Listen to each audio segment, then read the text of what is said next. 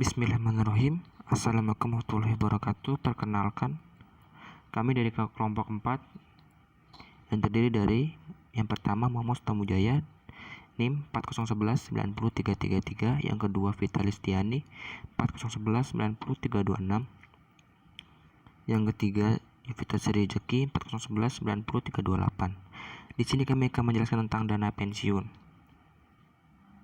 Definisi dana pensiun. Dana pensiun merupakan kontribusi berkala dari individu, pegawai, dan majikan dalam hubungannya dengan rencana pensiun dan membayarkan kepada ahli waris individu yang pensiun. Menurut Undang-Undang Nomor 11 Tahun 1992, dana pensiun adalah badan hukum yang mengelola dan menjalankan program yang menjanjikan manfaat pensiun. Dengan demikian, jelas bahwa pengelola dana pensiun adalah perusahaan yang memiliki badan hukum seperti bank umum dan asuransi jiwa. Jenis-jenis dana pensiun ada dua.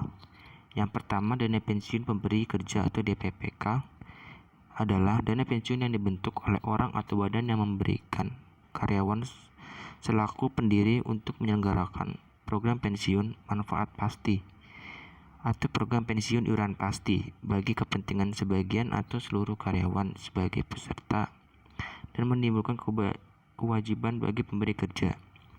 Yang kedua, dana pensiun lembaga keuangan atau DPLK adalah dana pensiun yang dibentuk oleh bank atau perusahaan asuransi jiwa untuk menyelenggarakan program pensiun iuran pasti bagi perorangan, baik karyawan maupun pekerja mandiri yang terpisah dari dana pensiun pemberi kerja bagi karyawan bank atau asuransi yang bersangkutan. Dana pensiun lembaga keuangan hanya dapat menyelenggarakan program pensiun iuran pasti.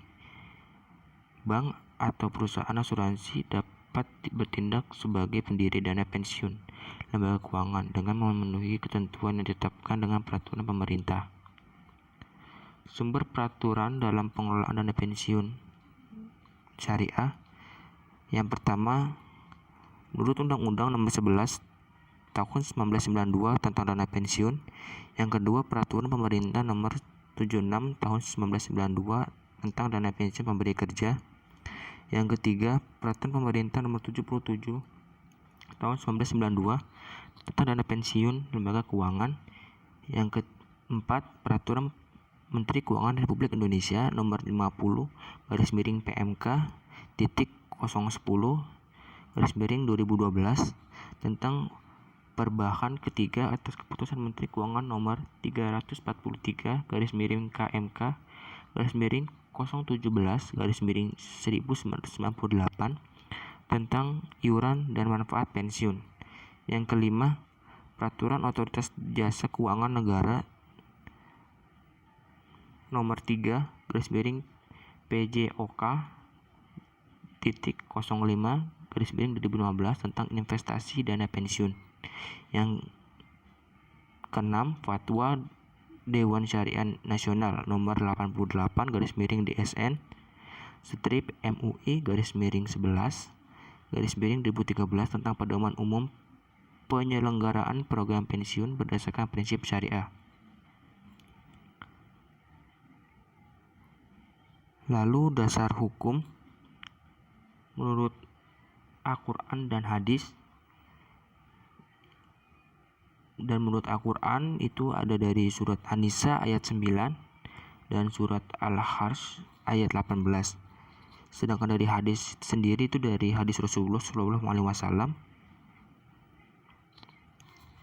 yang berisi, sesungguhnya bila kamu meninggalkan ahli warismu dalam keadaan kaya, itu lebih baik bagimu daripada meninggalkan mereka dalam keadaan menjadi beban bagi orang lain dan meminta-minta kepada orang lain.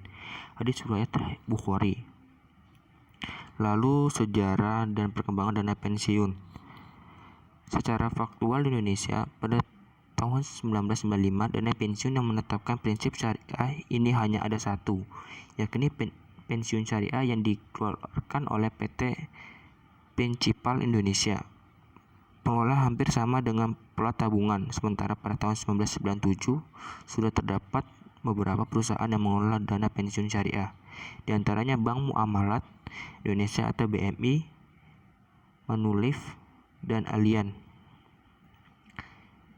Dana pensiun lembaga keuangan atau DPLK Muamalat adalah penyelenggaraan program pensiun iuran tetap yang didirikan oleh Bank Muamalat Indonesia (TBK) dan disahkan berdasarkan SK Menteri Keuangan nomor Kep 485-KM-1997 pada tanggal 10 Oktober 1997 melalui dukungan jaringan bank muamalah yang tersebar di seluruh Indonesia.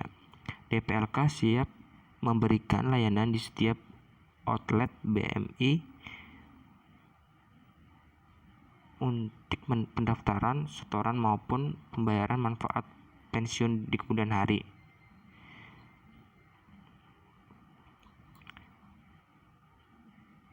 Lembaga pertumbuhan dana pensiun syariah disebabkan oleh beberapa faktor.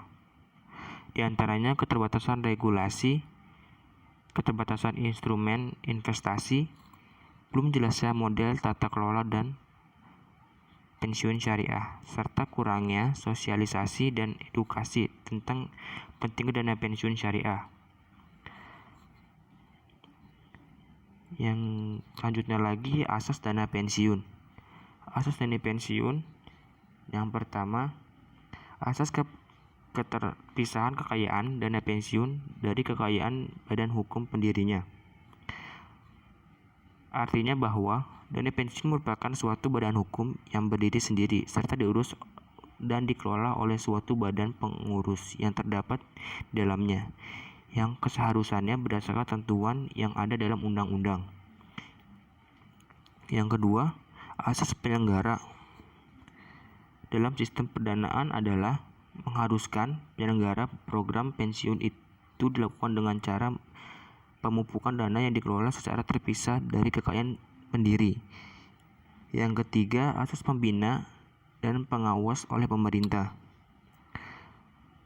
Asas ketiga ini, dana pensiun adalah yang dimaksud adalah untuk mengawasi dan membina penggunaan kekayaan dana pensiun dari kepentingan-kepentingan yang dapat mengakibatkan tidak tercapainya maksud utama dari pemupukan dana, yaitu untuk memenuhi pembayaran hak pesertanya.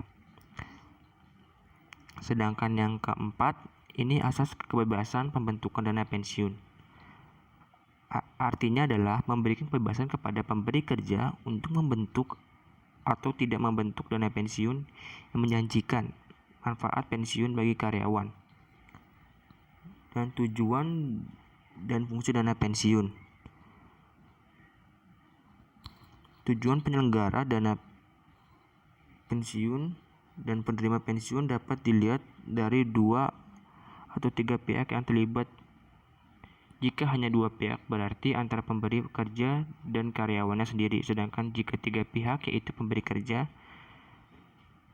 karyawan, dan lembaga pengelola dana pensiun, di mana kemudian masing-masing pihak memiliki tujuan tersendiri.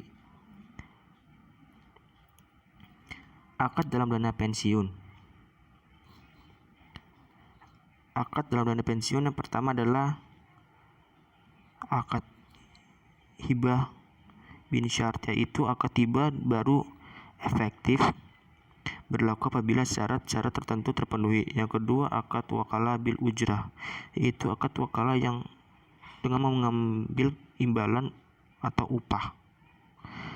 Akad ijrah, yaitu akad penyaluran dana untuk pemindahan hak kegunaan atas barang atau jasa dalam waktu tertentu dengan pembayaran sewa antara dana pensiun yang menyelenggarakan program pensiun berdasarkan prinsip syariah sebagai penyewa dan pemberi sewa, tanpa diikuti pengalihan kepemilikan atas barang atau jasa itu sendiri.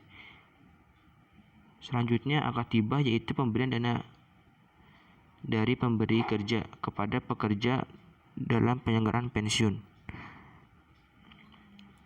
Akad hibah muqayyadah, yaitu akad hibah di mana pemberi kerja menentukan orang-orang atau pihak-pihak yang berhak menerima manfaat pensiun, termasuk ketidakbolehan mengambil manfaat sebelum waktunya.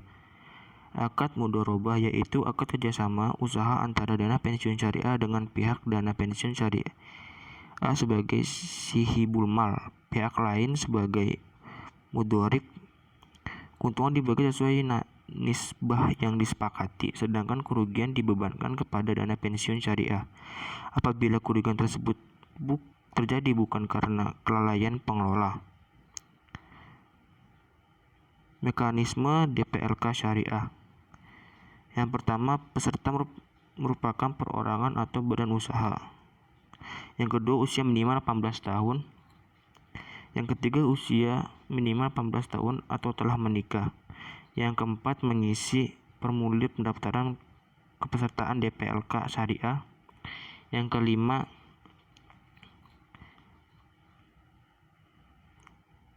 iuran bulanan dengan minimum jumlah tertentu, misalnya Rp100.000. Yang keenam, pembayaran biaya pendaftaran. Yang ketujuh, membayar iuran tambahan berupa premi bagi peserta program dana pensiun plus asuransi jiwa. Yang kedelapan, memenuhi semua akad yang ditetapkan oleh DPLK syariah. Kendala perkembangan dana pensiun. Yang pertama, dalam konteks strategi perkembangan industri lembaga keuangan syariah. Yang kedua, ketentuan investasi langsung dalam Undang-Undang Nomor 11 Tahun 1992 tentang dana pensiun. Yang ketiga, dalam konteks regulasi. Sekian dari presentasi dari kelompok kami. Apabila ada salah kata mohon dimaafkan. Sekian, terima kasih. Wassalamualaikum warahmatullahi wabarakatuh.